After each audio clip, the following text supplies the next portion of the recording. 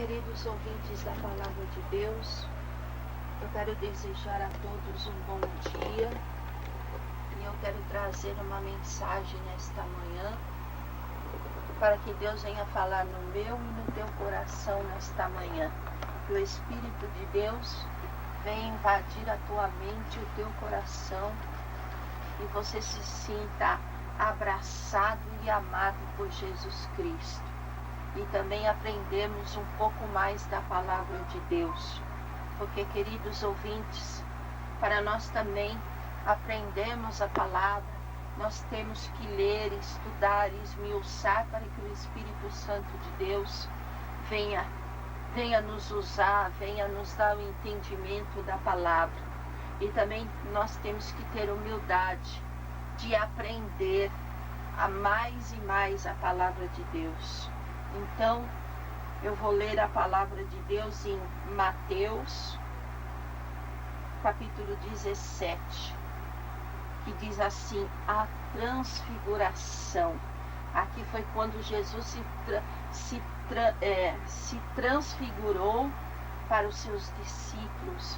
Então, Deus vai aparecer para você nesta manhã. Deus vai falar com você nesta manhã. Deus quer, aleluia, Jesus, te dar uma bênção nesta manhã. Então ele vai se transfigurar para você nesta manhã. Que nos diz assim, 6 dias depois tomou Jesus consigo a Pedro, a Tiago, a João, irmão deste, e os levou em particular a um alto monte.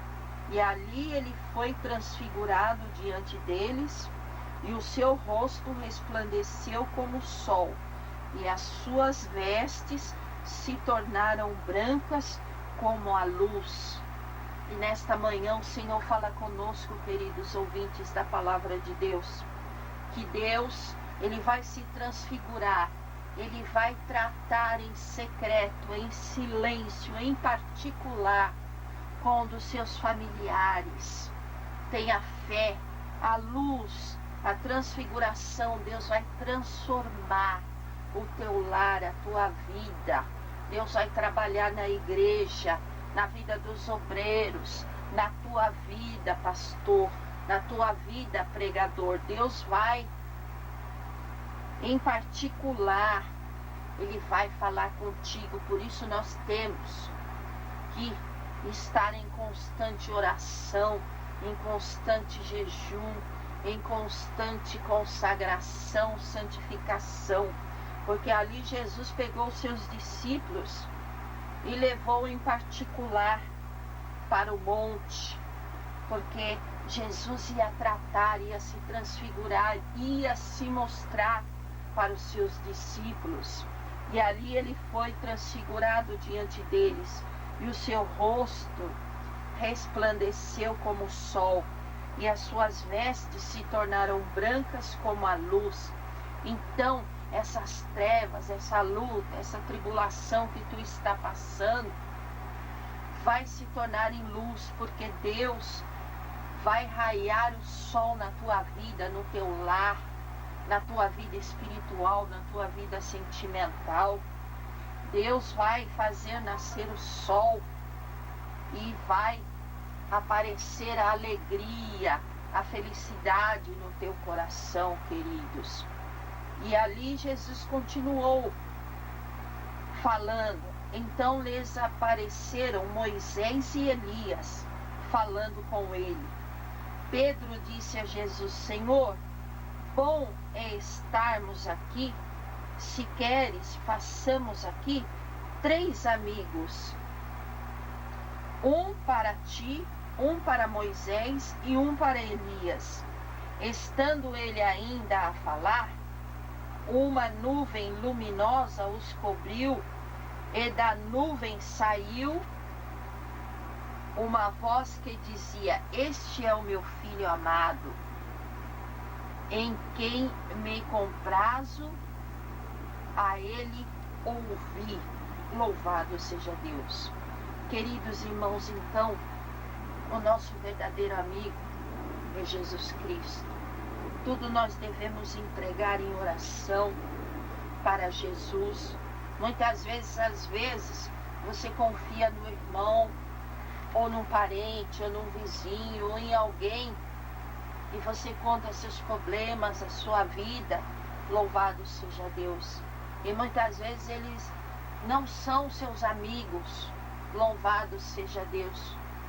O verdadeiro amigo realmente é Jesus Cristo que fala.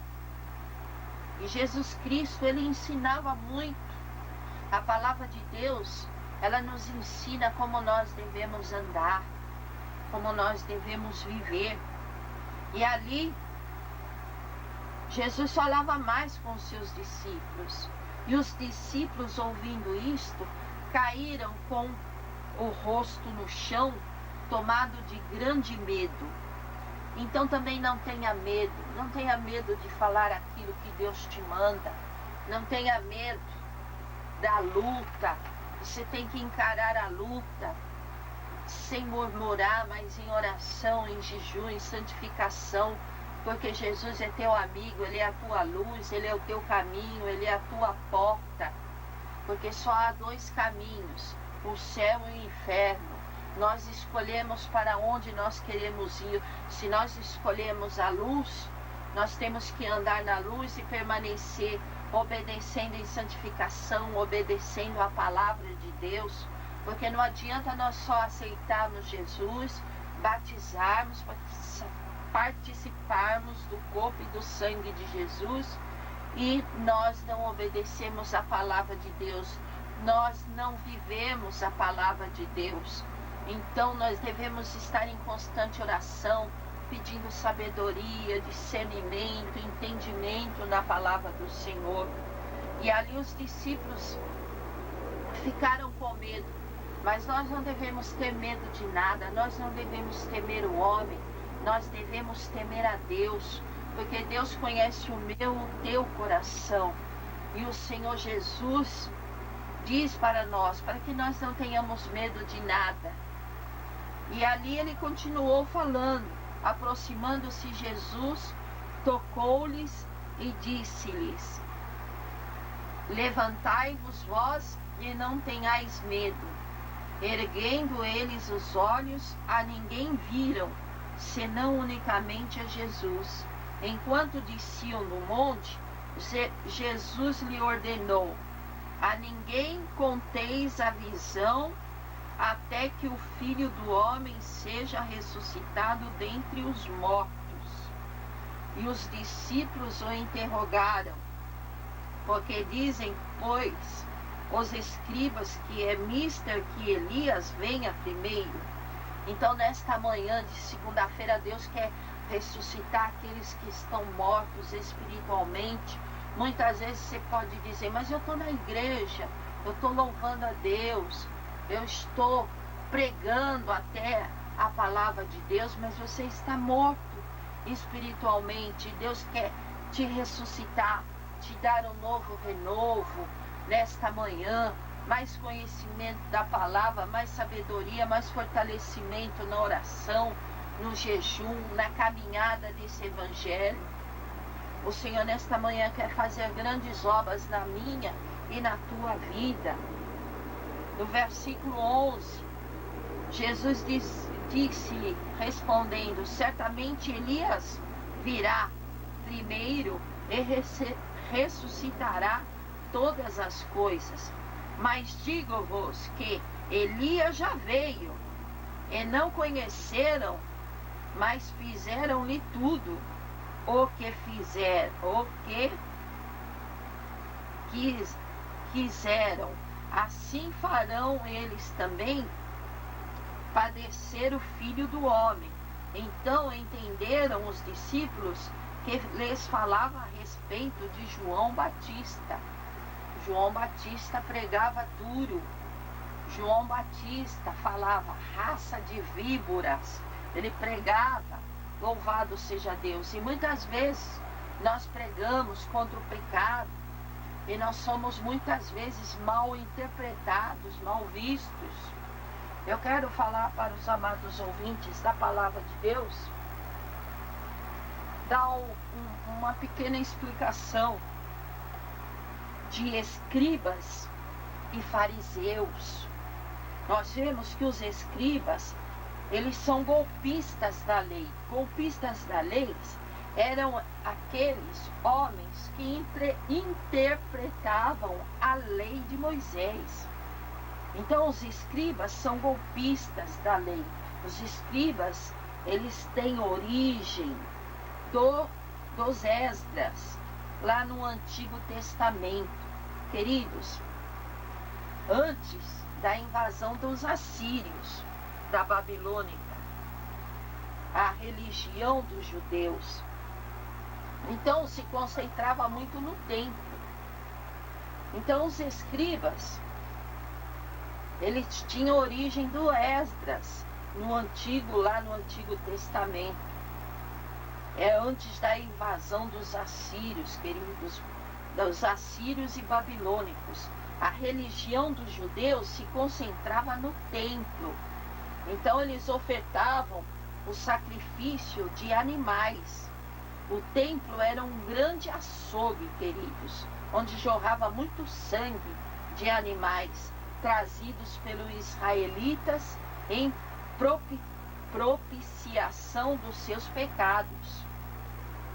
E quando o templo ele foi destruído há 600 anos antes de Cristo, que o povo de Israel foi levado a ser no cativeiro para a Babilônia, eles não podiam oferecer sacrifício, porque não havia mais altar. Então o que eles fizeram, queridos ouvintes? Não tinha mais sacerdote nem levitas. E o que eles fizeram? Então teve uma mudança de foco no judaísmo, no Antigo Testamento. Qual que era o foco? O foco passou a ser a leitura da lei. Como eles não tinham templo lá na Mesopotâmia, eles criaram as sinagogas, onde eles se reuniam todos os sábados para ler a lei de Moisés, para estudar a lei de Moisés, chegando a dizer que aquilo substituía os sacrifícios, ouvintes. E à medida que as sinagogas eram criadas, precisava de pessoas para ensinar a lei de Moisés e explicar para o povo a lei. Naquela época, queridos, devia ser difícil copiar, as leis. Era muito trabalhoso. Mas hoje em dia, se você fazer numa copiadora para fazer, até um livreto, um panfleto dá para fazer rápido. Mas naquela época era muito difícil deles escreverem, a lei de Moisés. E é onde surgiram os golpistas. Esses golpistas, eles escreviam a lei. E ali eles copiavam o rolo da lei, Por isso veio o nome dos escribas. Eles os escribas memorizavam as leis e eles sabiam interpretar os textos. Como primeiro, quem interpretou os textos foi os Esdras. Depois vieram outros e outros e outros. E nós vemos que a seita dos fariseus surgiram depois de 400 anos depois dos escribas. E os fariseus eram um partido religioso, queridos ouvintes. Era contra o domínio da nação de Israel, pelos romanos, pelos gregos. O que eles queriam? Eles queriam manter a pureza da religião hebraica. O que significa fariseu em hebraico? Significa separação, queridos ouvintes. Fariseu em hebraico significa separação. Então, muitos desses fariseus, eles se tornavam escribas. Nos evangelhos, vocês podem encontrar os dois associados. escribas e fariseus. O escriba, ele se refere-se à profissão, e o fariseu é a filiação religiosa. Então a sede dos escribas, querido ouvinte, e fariseus, era tudo ali em Jerusalém.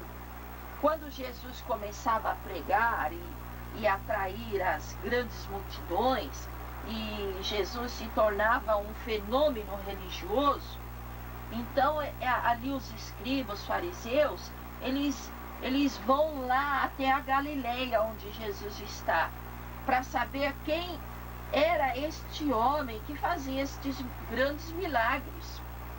Que Jesus curava cego, levantava coxo, fazia muitos milagres. E aqueles homens, eles queriam saber de onde vinha tanta autoridade de Jesus. E o que ele estava ensinando, se era que ele estava ensinando a lei de Deus. E nós somos os escribas e fariseus, porque, louvado seja Deus, esse Jesus, o que ele ensina, e eles acompanhavam o ministério de Jesus desde o começo até o fim, queridos ouvintes. E os escribas,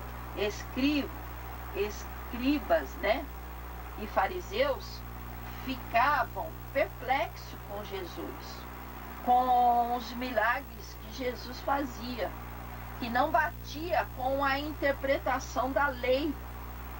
E Jesus se tornou um grande tropeço para os fariseus e escribas.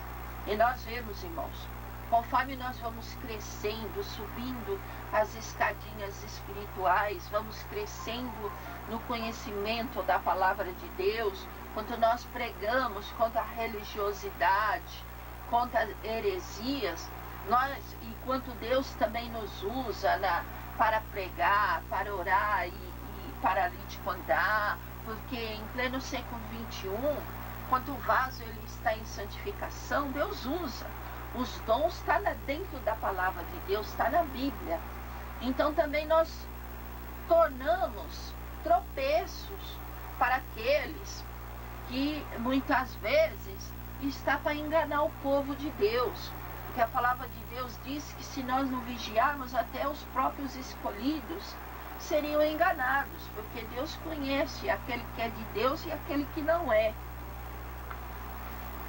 Então ali Jesus, ele acabou se tornando um tropeço para os fariseus e escribas. E Jesus dizia que perdoava pecados, e os escribas e os fariseus chegavam a dar enormes pulos. Eles questionavam Jesus em tudo, queridos. Você pode fazer todos esses milagres, eles diziam que Jesus, né? Mas quem perdoa pecado é só Deus. E Jesus andava com aquele povo que não seguia o ensinamento dos escribas e fariseus. eles questionavam a Jesus. Com quem você está andando? Com este povo? Esse povo que não segue a lei, você cura, diz que perdoa pecado, o que você anda com essa gentalha. Os escribas e fariseus diziam que Jesus andava com gentalha. E Jesus também quebrava no sábado, porque Jesus curava também no sábado. Jesus também irritava os fariseus e os escribas, porque Jesus, ele não seguia tradições. Jesus não seguia religiosidade. Por quê? Porque na lei dizia que no sábado você não tinha que fazer nada. E está no Velho Testamento, está na época da lei. E agora nós estamos na graça. Então Jesus, ele veio mostrar que no sábado, se você quiser trabalhar, você também pode. Porque nós estamos na graça. Porque Jesus, ele curava também no sábado.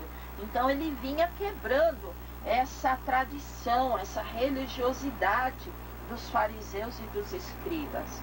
E os fariseus só tinham 3 alternativas para definir Jesus, igreja do Senhor. A primeira, ou ele era de Deus. A segunda alternativa, Jesus era um charlatão. E a terceira opção seria, Jesus é do diabo. Então, neste século 21, queridos, nós vemos que quando Deus usa alguém como Ele quer, porque muitas vezes Deus quer usar vasos tremendamente, mas muitas vezes não dá lugar. E quando dá lugar, muitos nos definem como definiram Jesus. Charlatão, não é de Deus, ou é do diabo, né? Nós que pregamos a palavra, hoje em dia, nós estamos igual Jesus. Ou somos charlatão, não somos de Deus, ou somos do diabo. Quando a pessoa vê que você é de Deus realmente, aí eles não querem admitir e coloca dúvida. Quando você não aceita a tradição, a religiosidade que é imposta para você, você não é de Deus. Então, se você não aceita a religiosidade das pessoas que te mandam automaticamente, você já sai da primeira opção. Entendeu, queridos? Entenderam o que eu estou querendo passar para os irmãos? Se você não aceita a religiosidade, as pessoas te vão encostar automaticamente. Eles não deixam você trabalhar na igreja, eles te podam, como tem muitos pastores, muitos obreiros, que hoje em dia eles estão encostados nas igrejas. Os pastores só querem o dízimo, as ofertas e não deixam trabalhar na igreja. Por quê? Porque são imposto religiosidade e eles não aceitam, então eles são encostados. A segunda hipótese que acontece nesse século 21 é um charlatão. Quando Deus começa a usar o vaso em qualquer aspecto, na palavra, na revelação, então ele é um charlatão. Então ele também tem que ser eliminado. Porque o diabo já coloca dúvida, o Espírito Santo já não está com a pessoa, o Espírito Santo já não usa, então ele é encostado também. E a terceira hipótese, né? A terceira opção, então o vaso é do diabo. Quando você fala na palavra, a revelação da sabedoria, da ciência, quando você prega a verdade, você revela e faz o que Deus manda, as pessoas, elas são enfáticas em dizer que você é usado pelo diabo. Agora nós vemos, queridos, se até Jesus falaram que ele era usado pelo diabo, imagine nós, que Jesus era usado por Beelzebu. O que quer dizer essa palavra Beelzebu? É um deus pagão que ali os filisteus adoravam. E Beelzebu significa senhores do palácios. Então, quando dizem que estamos com Beelzebu, querem dizer que o Espírito Santo não está conosco para nos confundir, para confundir as pessoas, para mexer no psicológico das pessoas, para pensar que somos usados pelo diabo, e quando não aceitamos a religiosidade. E quando as pessoas querem destruir a sua integridade, a sua imagem, ou cogitar que o Espírito Santo não está contigo? Dizem que o diabo, dizem que é o diabo que usa. Então nós temos que ter muito cuidado com isso, o que nós falamos. Quando as pessoas querem te destruir, a tua integridade e a tua psicologia, psicológica, a tua mente. Nós não devemos deixar as pessoas manipular a nossa mente. Nós temos que vigiar. Nós não devemos deixar essas pessoas tentar nos derrubar, fazendo as pessoas não acreditarem em você, de que Deus está te usando. Pessoas que têm um grande poder de persuasão, um grande poder de dominar as mentes. Se não tiver firme na palavra de Deus, você é enganado.